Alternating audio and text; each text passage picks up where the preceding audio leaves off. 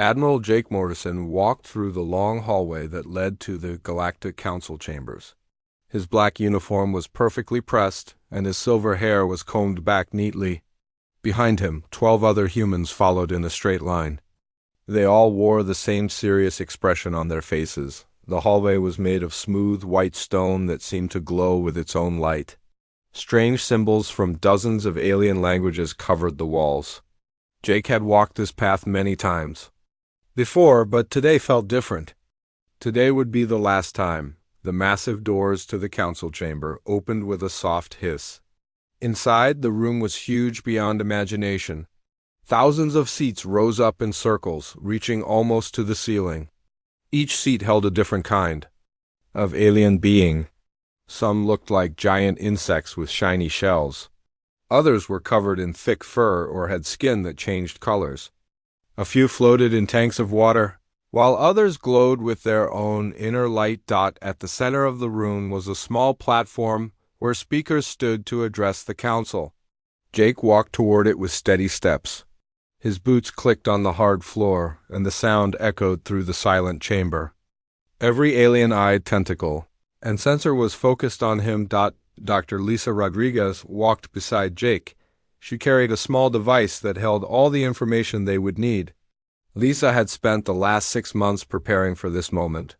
She had checked every number, every fact, every piece of evidence 3 times. What they were about to say would shock the galaxy. Behind them walked Captain Roy Fletcher, Commander Steve Patterson, and Dr. Amanda Brooks. Each of them had their own role to play in what was about to happen. They had all agreed that this was the only choice left. Jake reached the center platform and stopped. He looked up at the thousands of alien faces staring down at him. The chamber was so quiet that he could hear his own heartbeat. Then he began to speak. "Members of the Galactic Council," Jake said in a clear, strong voice. "I am Admiral Jake Morrison, speaking for the United Earth Federation and all human colonies throughout the galaxy." A low murmur went through the crowd. The aliens were not used to humans speaking first at council meetings. Usually, humans waited to be called upon and spoke only when asked questions. "Today, I come before you to make an announcement that will change everything," Jake continued. "After careful consideration and much discussion, humanity has made a decision. We are leaving the Galactic Confederation. We are breaking all ties with this council and all member species. This decision is final." The chamber exploded into noise. Aliens roared, clicked, buzzed, and made sounds that human ears could barely hear. Some jumped from their seats. Others waved their arms or tentacles in the air. The chaos was so loud that Jake had to wait several minutes before he could speak again. Chancellor Vexthai of the Altarian hegemony stood up from his seat near the front. He was tall and thin, with blue-gray skin and 4 arms. His people had been part of the council for over 1,000 years.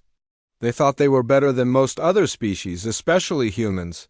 "This is ridiculous," Vexthai shouted, his voice cutting through the noise. "Humans cannot simply leave. You have responsibilities, you have duties, you cannot just walk away." Jake looked at the alien leader with cold eyes. "We can and we will," he said simply. "The real reason for this decision had started 8 months ago. A human colony called Kepler Station had been attacked by raiders from the Vorthak Empire. The Vorthaks were known throughout the galaxy as pirates and killers. They attacked trade ships and destroyed colonies for fun. Kepler Station had been home to 50,000 humans. It was a peaceful farming colony that grew food for 3 nearby systems. The colonists had no weapons stronger than hunting rifles. When the Vorthak fleet appeared in their sky, they sent out a desperate call for help. Under the mutual defense pact that all Confederation members had signed, any attack on one member was supposed to be treated as an attack on all. Military help should have arrived within days. Instead, the Council had spent 6 months talking about whether they had the legal right to help. While they talked, 3 more human colonies were attacked.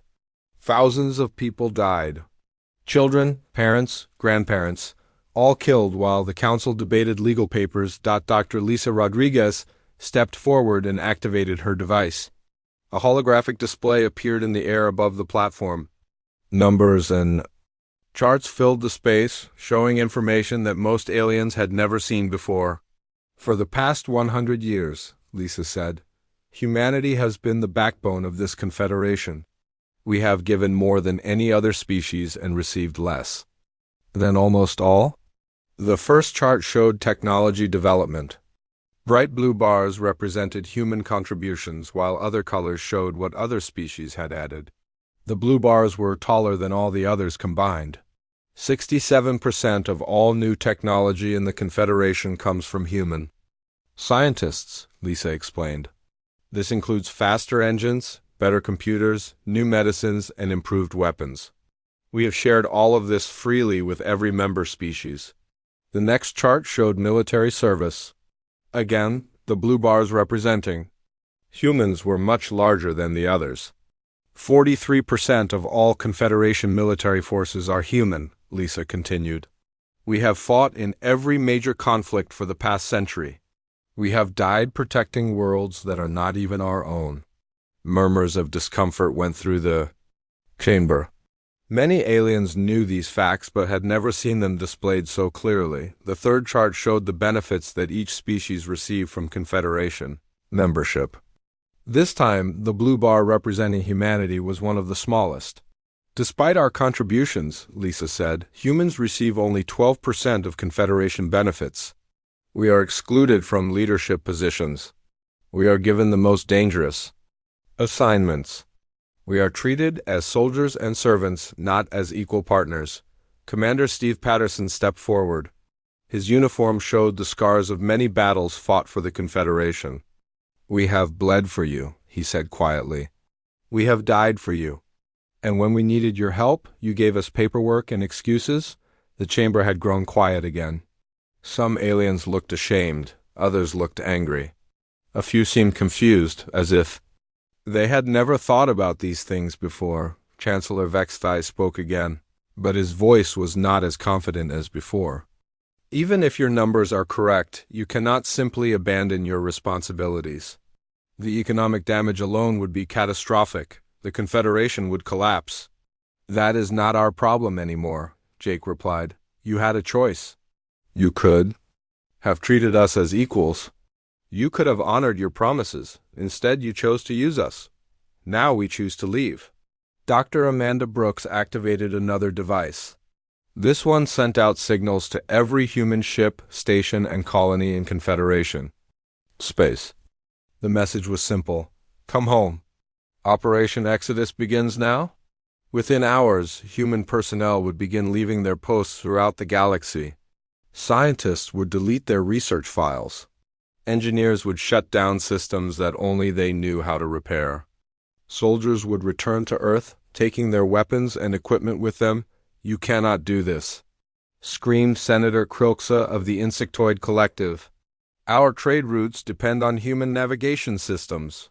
Our food production uses human farming techniques. You will cause chaos. You should have thought of that before you let our people die, Jake said coldly. He turned to face the entire council one last time. For 100 years, we believed that working together would make the galaxy a better place. We believed that different species could live in peace and help each other grow. We were wrong. Jake looked directly at Chancellor Vexthai. You have shown us that you see humans as tools to be used, not as partners to be respected. So we are taking our tools and leaving. You can learn to build your own. The Admiral turned and walked toward the exit. His team followed in perfect formation. Behind them, the council chamber erupted in chaos once again. Aliens shouted, argued, and demanded that the humans return, but Jake Morrison did not look back. He had delivered his message.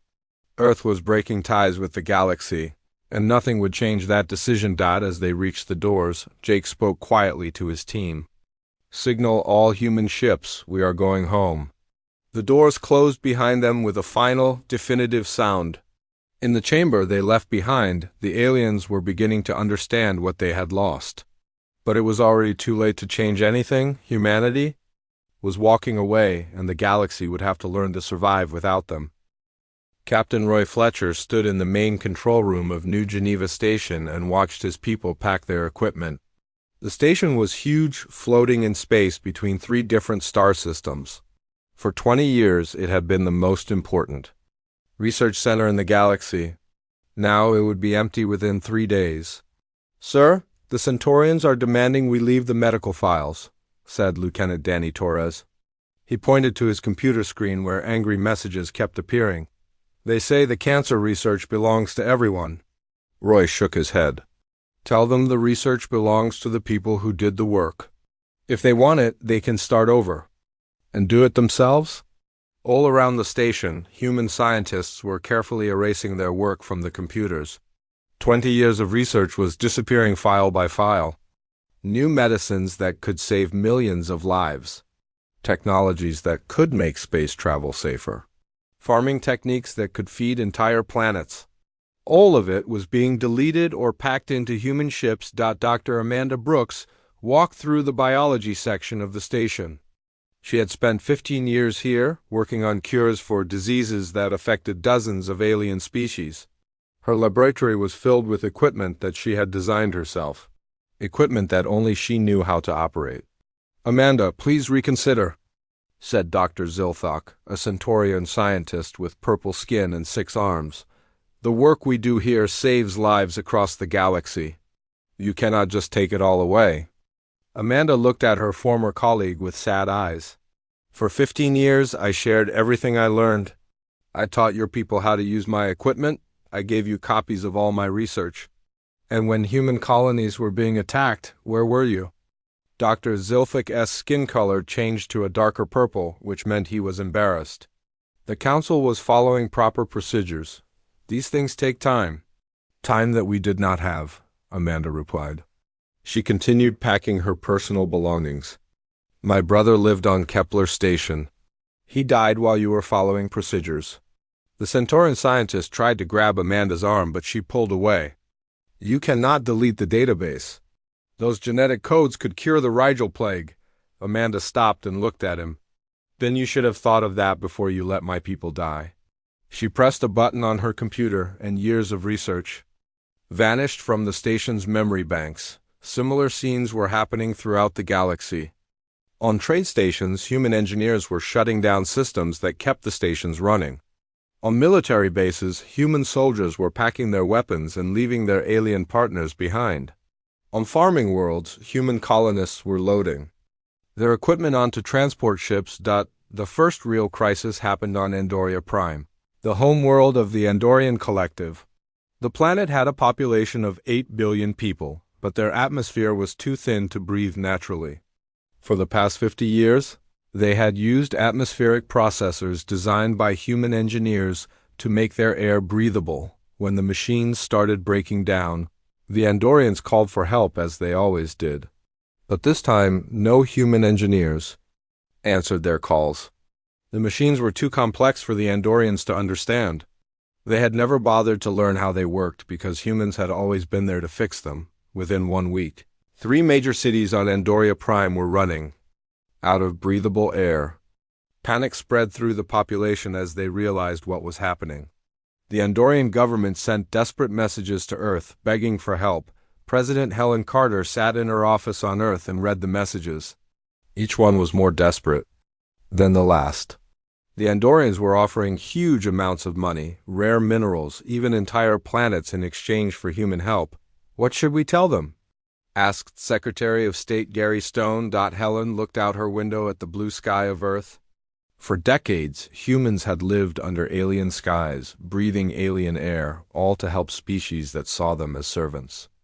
"Tell them to figure it out themselves," she said quietly. The shipping crisis began in the 2nd week. The Zarian Trade Consortium controlled most of the trade routes in the galaxy. Their ships carried food, medicine, and supplies to thousands of worlds. But 60% of their navigation systems used human-designed computers, without human technicians to maintain the systems. The computers began to fail. Ships got lost in space, arriving at the wrong planets or not arriving at all. Some ships disappeared completely. Lost forever in the darkness between stars. Commander Steve Patterson received a communication from the Zarian trademaster, a whale-like creature that lived in a tank of green liquid. "Commander Patterson," the alien said through its translator, "our shipping network is failing. Entire systems will starve without our supply runs. Surely you can see that innocent people will suffer." Steve looked at the screen with no emotion on his face. "Innocent people were suffering when Kepler Station burned. You did not seem concerned then." "That was different," the trademaster replied. "That was a political matter for the Council to decide. This is about basic survival." "Human survival was also basic," Steve said, "but you made it political. Now everything is political." He ended the communication without saying goodbye. The problems grew worse each day. On the industrial world of Titan's Rest, the mining operations ground to a halt when human-designed extraction equipment stopped working. The alien workers did not know how to repair the machines, and without the rare minerals from Titan's Rest, dozens of other worlds could not build the technology they needed. The Vegan Republic controlled 12 star systems, but their defense fleet was mostly human-built ships. When pirate attacks increased, they found that their weapon systems needed updates that only human programmers could provide. Their proud warships became useless metal floating in space. Dr. Lisa Rodriguez worked from her office on Luna Station, monitoring communications from across the galaxy. Every day brought new reports of systems failing, governments collapsing, and desperate aliens begging for human help. "The Thalassian Federation is offering to triple our previous compensation," reported her assistant, Lieutenant Alex Thompson. "They say their weather control systems are failing and their farm worlds will flood without human maintenance." Lisa made a note on her computer. Add them to the list of people who should have thought of that earlier. The irony was not lost on the humans. For 100 years, they had been told that they were just one species among many, that they were not special, that the galaxy would continue to function perfectly well without them if they ever chose to leave. Now, the galaxy was discovering just how wrong that assumption had been. On the farming world of New Kansas, the last human colonists were preparing to leave. The planet had fed 12 different star systems for 30 years. Its advanced farming techniques and specially designed equipment could grow food and soil that other species found useless. Mayor Beth Martinez stood in the main settlement and watched the final transport ships being loaded. "Are you sure about the seeds?" she asked her agricultural chief. "Every single seed bank has been loaded," the chief replied. "We are taking our genetic modifications with us. The aliens can try to grow food in this soil without our help." Beth nodded. She felt a little sad about leaving the world they had built, but she felt no guilt about the consequences. The galaxy had made its choice when it let human colonies burn while debating politics. The Confederation Council called emergency meetings every day, but they could not agree on anything. Some species wanted to declare war on humanity and force them to return. Others wanted to offer huge bribes to convince them to come back. A few species quietly began preparing their own departure from the Confederation. Chancellor Vexthai of the Altarian hegemony found himself facing problems he had never imagined. His people's technology was impressive, but it was built on foundations that humans had created. Without human maintenance and updates, even their most basic systems were beginning to fail. "Perhaps we acted too hastily," suggested one of his advisors. "Maybe we should have treated the humans more fairly." Vexthai's forearms moved in a gesture of anger. "We cannot show weakness now. If we admit we need them, every other species will lose respect for us." But respect was becoming less important than survival. Across the galaxy, species that had dismissed humans as useful but unimportant were learning just how dependent they had become on human knowledge and skills. The humans, meanwhile, continued their orderly withdrawal. They had planned for this possibility for years, even though they had hoped it would never be necessary. Every human colony had emergency evacuation plans. Every human ship was ready to return to Earth at a moment's notice. Within 1 month of Jake Morrison's announcement, 90% of humans had left their posts throughout the galaxy. The remaining 10% were finishing essential tasks or helping to evacuate the last human civilians from dangerous areas. The galaxy was beginning to realize that losing humanity was not just an inconvenience. It was a disaster that would change everything forever. But the humans were no longer listening to their pleas for help.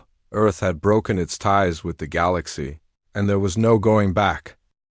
6 months had passed since Admiral Jake Morrison walked out of the Galactic Council chambers, and the galaxy was falling apart.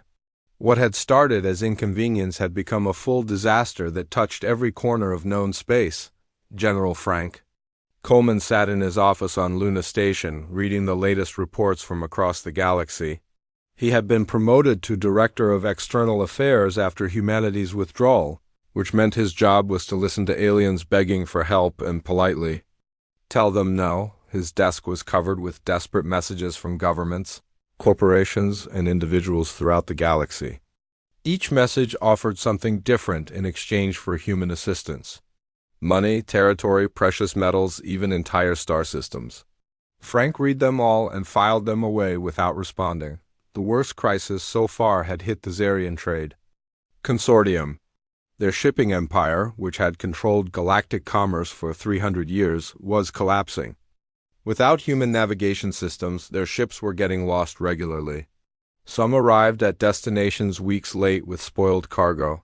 Others never arrived at all. Trade Master Quillanax, the whale-like leader of the consortium, had sent 17 messages to Earth in the past month. Each one was more desperate than the last. The most recent message offered to give humans complete control of 3 star systems in exchange for just 1 month of technical support. Frank deleted the message without reading it completely. The time for negotiations had passed. On the other side of the galaxy, the Thalassian Federation was facing its own disaster. Their ocean world depended on weather control satellites that humans had designed and maintained for 40 years. When the satellites began failing, massive storms started hitting their cities. The first hurricane destroyed the capital city of New Atlantica, killing 50,000 people. The second storm wiped out their main spaceport. The third flooded their industrial centers, shutting down production across the entire planet. Ambassador Coralthes, a blue-skinned Thalassian with gills on her neck, sent daily messages to Earth, begging for help. Her people were drowning in storms they could no longer control, and their technology was not advanced enough to fix the human-built satellites. "Our children are dying in the floods," she said in her latest message. "Please. We know we made mistakes, but innocent people are suffering. Can you not find mercy in your hearts?" Frank felt sorry for the individual Thalassians who were suffering, but he remembered the images from Kepler Station. Human children had died there too, while the galaxy debated politics. Mercy was something the aliens should have considered. Before the Centaurian Republic was dealing with a different kind of crisis. Their medical system had depended heavily on human research and human-designed equipment. When the equipment started breaking down, they could not repair it. Diseases that had been cured for decades were coming back. Dr. Zilthuk, the purple-skinned scientist who had worked with Dr. Amanda Brooks, was now leading a desperate effort to recreate human medical technology. 20 years of human research could not be rebuilt in a few months. His people were dying from illnesses that humans could have cured easily. The Centaurian government had offered to make humans equal partners in their republic if they would return. They promised to share all their technology and give humans complete control over their medical system. The offer was ignored. On the industrial world of Rigel 7, something much worse was happening. A new plague had appeared, unlike anything the galaxy had seen before. It spread quickly through the air and killed within days of infection. Local doctors had no idea how to treat it. The cure existed in human medical databases, but those databases were protected by quantum encryption that only humans knew how to break. Without the encryption key, the alien doctors could not access the information they needed to save their people. Director Sam Rodriguez, Frank Coleman's assistant, received a desperate call from the Rigel 7 government. The planetary governor, a tall insect-like creature named Hixtel, appeared on the screen with tears flowing from his compound eyes. Director Rodriguez, Hickstel said, 500,000 of my people are dead already. The plague is spreading to other worlds. We know you have the cure in your files. Please, we are begging you. Sam looked at the alien leader with calm eyes. The cure was developed by human scientists using human resources. When we offered to share our medical knowledge freely as part of the Confederation, we were told it was too dangerous to give humans access to biological data. That was a mistake. Hickstel cried. We admit it was wrong. But please do not let our mistake cost millions of lives. Our mistake was trusting the Confederation to honor its promises, Sam replied. Human lives were lost because of your politics? Now alien lives are lost because of the same politics. Sam ended the communication, but she felt sick to her stomach. Part of her wanted to help the dying aliens, but she remembered her orders. Earth would not rescue the galaxy from problems it had created for itself. The military situation was getting worse too. With human forces gone, the Confederation's peacekeeping ability had collapsed. Pirates and raiders were attacking trade routes that had been safe for decades. The Vorthek Empire, emboldened by the lack of human resistance, was expanding its territory rapidly. The proud Altarian hegemony, led by Chancellor Vexthai, found their military might greatly reduced without human support. Their weapons were advanced, but they were built on technology that humans had developed. Without human maintenance and updates, even their most powerful warships were becoming useless. Vexthai had finally swallowed his pride and sent a personal message to Admiral Morrison, the blue-gray alien who had once called humans barely evolved. Servants now begged for military assistance. Admiral Morrison, Vexthai said in his message, I acknowledge that we have not treated humanity with the respect you deserved. We are prepared to offer humans full membership in the Hegemony Council and equal decision-making power if you will help us defend against the Vorthek expansion. Jake Morrison watched the message from his office on Earth. The man who had once dismissed human military skills was now begging for human protection. Jake felt no satisfaction in the aliens' humiliation, only sadness that it had taken disaster to make the galaxy. Realized their mistake, he deleted the message without responding. The economic chaos was spreading to every corner of the galaxy. The aquatic collective's underwater cities were flooding because their human-designed pumping systems had failed. The silicon-based life forms of the crystal worlds could not maintain their network communications without human quantum computer technology. Even the ancient Eldari, who considered themselves the most advanced species in the galaxy, were struggling. Their ships used human-developed faster-than-light engines. Without human engineers to maintain them, the Eldari were becoming isolated on their homeworlds for the first time in 1,000 years. Counselor Yethmara of the Aquatic Collective led a delegation of 12 species to Earth's orbital platforms. The proud amphibian, who had once voted to restrict human access to council meetings, now came as a beggar. Director Coleman, Yethmara said through his water-filled helmet, we come not as your former council members, but as species facing extinction. We offer to completely restructure the Confederation with humans as the leading species if you will return. Frank looked at the group of alien ambassadors floating in their various life support systems. 6 months ago, these same beings had treated humans as useful servants. Now they were offering to make humans their leaders. The time for restructuring was before you let our colonies burn, Frank said quietly. You had your chance to treat us as equals. You chose to treat us as tools. Now you must learn to function without tools. But entire civilizations will collapse, protested Senator Krilksa of the Insectoid Collective. Billions will die.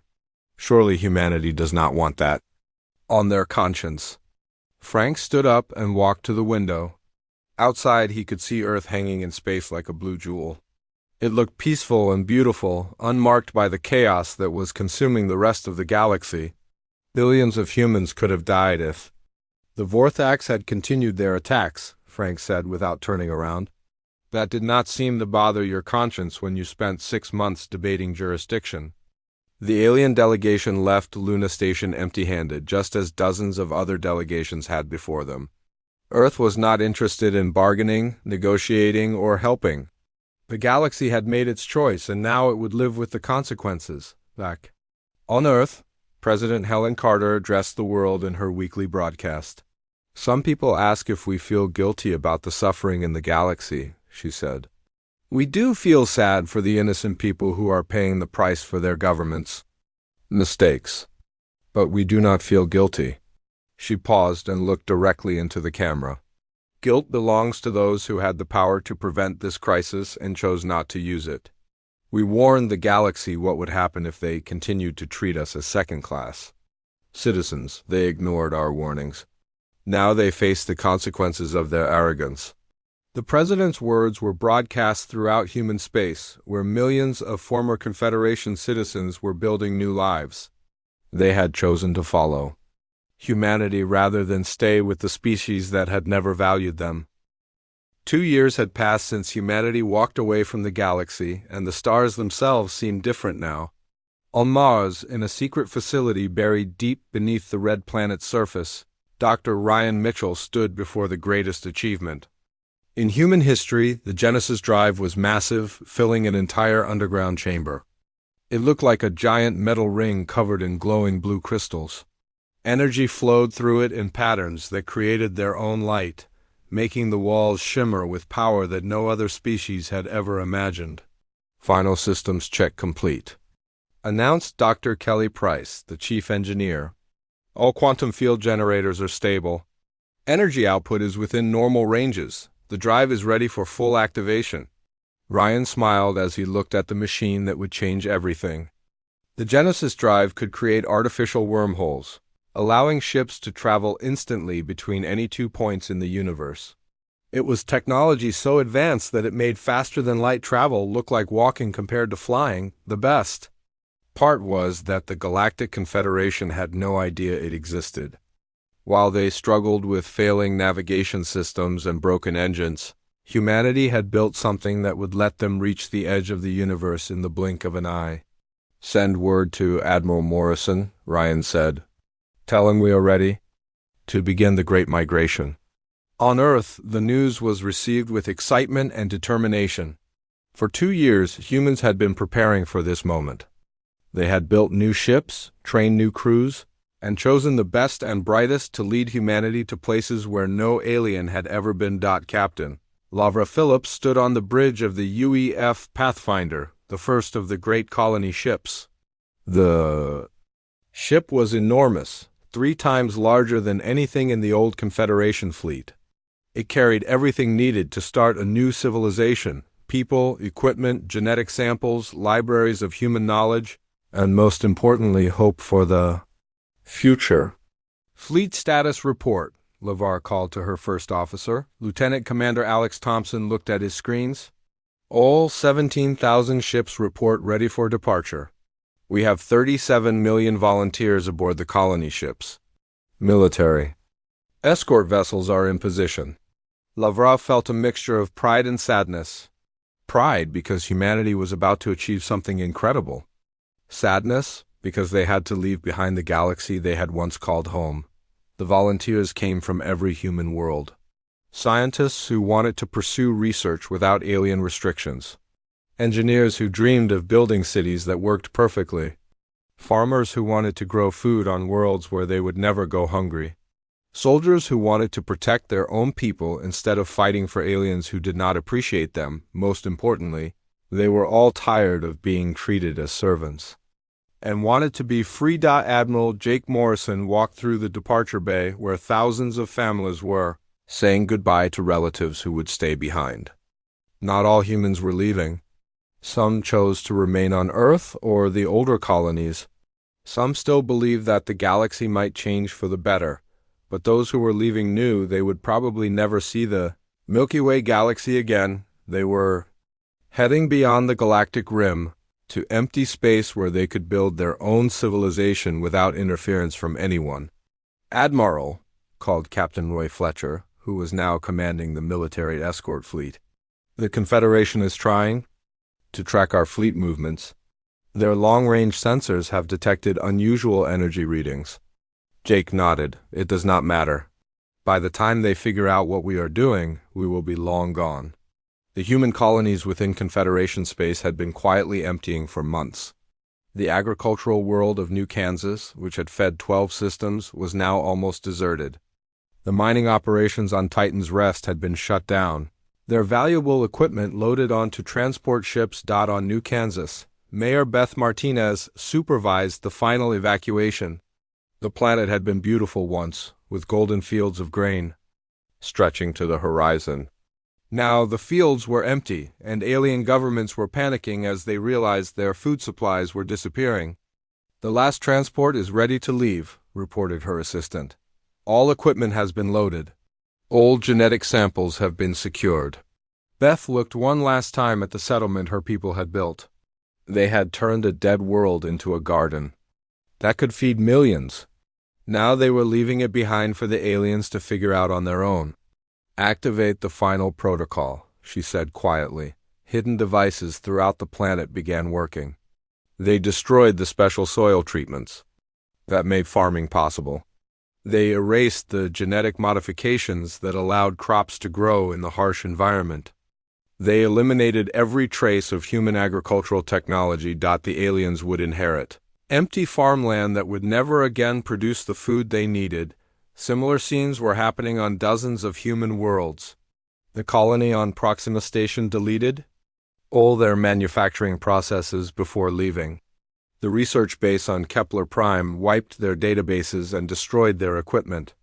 Every human settlement made sure that their knowledge would leave with them. Meanwhile, the Confederation was falling apart faster than anyone had expected. The Centaurian Republic had split into 3 separate governments that were fighting each other. The Altarian hegemony was dealing with civil war as different factions blamed each other for the human departure. The Vorthek Empire, seeing opportunity in the chaos, had expanded their territory by 50%. They were attacking worlds that had been safe for centuries, knowing that no human fleet would come to stop them. Chancellor Vexthai sent one final message to Earth before the human fleet departed. His forearms shook with desperation as he spoke. "Admiral Morrison, I beg you to reconsider. The galaxy is dying without human guidance. We offer you complete control of the Confederation. You can rebuild it any way you choose. Please do not abandon us to chaos." Jake read the message and felt only emptiness. 2 years ago, such an offer might have meant something. Now it was too late. Humanity had moved beyond the need for alien approval. He deleted the message without responding. The departure began at exactly midnight, Earth time. The first ships to leave were the Deep Space Scouts, small vessels that would find safe routes through unknown space. They activated their Genesis drives and disappeared instantly, vanishing from all sensors as they jumped far beyond the galaxy's edge. Next came the colony ships, massive vessels carrying millions of people and everything they would need to build new worlds. Each ship was a piece of humanity's future, carrying families and dreams to places where they could grow without limits. Dr. Ryan Mitchell watched from his control room as ship after ship activated their drives and vanished. Each departure created a brief flash of blue light, like a star being born and dying in the same instant. "Jump completion at 97%, reported Dr. Kelly Price. "All ships are reporting successful transitions to target coordinates." The largest ship in the fleet was the UEF New Earth Admiral Morrison's flagship. It carried not just people, but the entire human government in exile, libraries containing all human knowledge, and genetic samples from every species on Earth. As Jake prepared to give the order for his ship to depart, he received one last communication from the Confederation. It was from Counselor Yethmara of the Aquatic Collective, speaking for what remained of the galactic government. "Admiral Morrison," the alien said, his voice distorted by the water in his helmet, "we know you are leaving. Our sensors have detected massive energy signatures beyond our understanding. We do not know where you are going or if you will ever return." The counselor paused, and Jake could see genuine sadness in the alien's large eyes. "We want you to know that some of us understand our mistakes now. We treated humanity poorly because we were afraid of your potential. We kept you from leadership because we knew you were better at it than we were. We used you as servants because we were too proud to admit we needed you as equals. Jake felt something stir in his chest, but he pushed the feeling away. Words were easy, actions were what mattered, and the Confederation's actions had shown their true feelings about humanity. If you ever return to this galaxy, Yethmara continued, you will find it much changed. Perhaps we will have learned to be better than we were, perhaps not. But we will remember that we once knew a species that showed us what we could have, even if we had chosen wisdom over pride. The communication ended and Jake stood silent for a moment. Then he turned to his navigation officer. Signal all remaining ships, he said. Begin final departure sequence.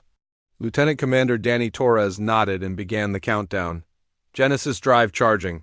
Field generators at full power. All systems ready for jump.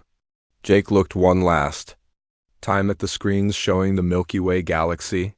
Somewhere in that spiral of stars, billions of aliens were struggling to survive without human help. Their governments were collapsing, their technology was failing, and their future looked dark. But that was no longer humanity's concern. Execute jump, Jake ordered. The UEF New Earth vanished in a flash of blue light, carrying the last of humanity away from the galaxy they had once called home. Behind them, empty space marked the end of an era and the beginning of humanity's greatest adventure. The long walk had begun, and there would be no looking back. 5 years had passed since the Great Migration began, and the universe looked very different now.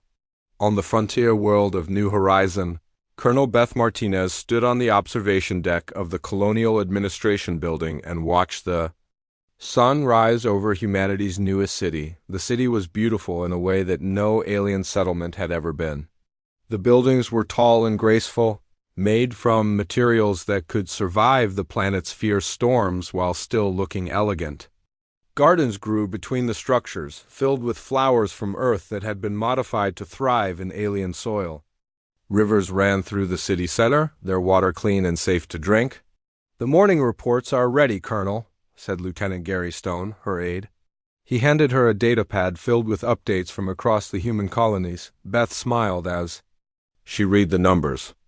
New Horizons' population had reached 2 million people in just 3 years. The city had schools, hospitals, research centers, and manufacturing plants. Everything worked perfectly because humans had designed it all without having to worry about alien politics or regulations. What news from the other colonies? Beth asked. Gary pulled up more files on his pad. New Terra reports a population of 8 million. Their shipyards are producing vessels faster than we ever did in the old galaxy. New Olympus has completed their 3rd university and is sending out exploration teams to map 15 new star systems. Beth nodded with satisfaction. Humanity had not just survived their exile from the galaxy. They had grown stronger and more successful than they had ever been as part of the Confederation. On New Terra, the largest of the human colonies, Admiral Jake Morrison walked through the central command center that coordinated all human activities in their new region of space. The building was enormous, its walls covered with screens showing information from dozens of worlds. Fleet status report, Jake called to his operations chief. Commander Steve Patterson looked up from his workstation. We now have active colonies on 43 worlds. 27 more are in the final stages of terraforming. Our exploration fleets have mapped over 300 star systems, and we have found suitable planets in 60% of them. Jake felt amazed every time he heard these reports. In just 5 years, humanity had built an empire that was larger and more advanced than anything the old Confederation had achieved in centuries. The secret was simple. Without alien bureaucracy slowing them down, humans could work at their natural pace. Without having to share their best technology with ungrateful species, they could focus on improving their own lives. Without alien restrictions on their research, human scientists had made discoveries that seemed like magic. Dr. Ryan Mitchell had not stopped with the Genesis drive. His team had developed atmospheric processors that could make any planet habitable in months instead of years. They had created manufacturing systems that could build entire cities from raw materials in weeks. They had even learned how to extend human lifespans, meaning that the colonists would live long enough to see their new civilization reach its full potential. Any word from the old galaxy? Jake asked. Steve's expression grew serious. Our long-range sensors are still monitoring Confederation space. The situation there continues to deteriorate. The Centaurian Republic has completely collapsed. The Altarian hegemony is down to 3 star systems. Most of the minor species have either been conquered by the Vortex or have gone into isolation. Jake felt a moment of sadness for the individuals who were suffering, but he felt no regret about humanity's decision to leave. The galaxy had made its choice 5 years ago. Now it had to live with the consequences on the research world of New Olympus. Dr. Amanda Brooks worked in a laboratory that was more advanced than anything that had existed in the old galaxy. She was developing new medicines that could cure diseases that had never been cured before. More importantly, she was doing it for humanity alone. Dr. Brooks, called her assistant, Dr. Kelly Price, we have received another transmission from outside our space. Amanda looked up from her work. Another one? That makes 12 this month. The transmissions had started 6 months ago. They came from the old galaxy, from species that had somehow learned about humanity's new colonies. The messages were always the same. Desperate pleas for help, offers of alliance, promises that things would be different if humans would return. Amanda walked to the communication station and played the latest message. It came from Dr. Zilthek, her old Centaurian colleague. Dr. Brooks? The purple-skinned alien said, his voice filled with desperation.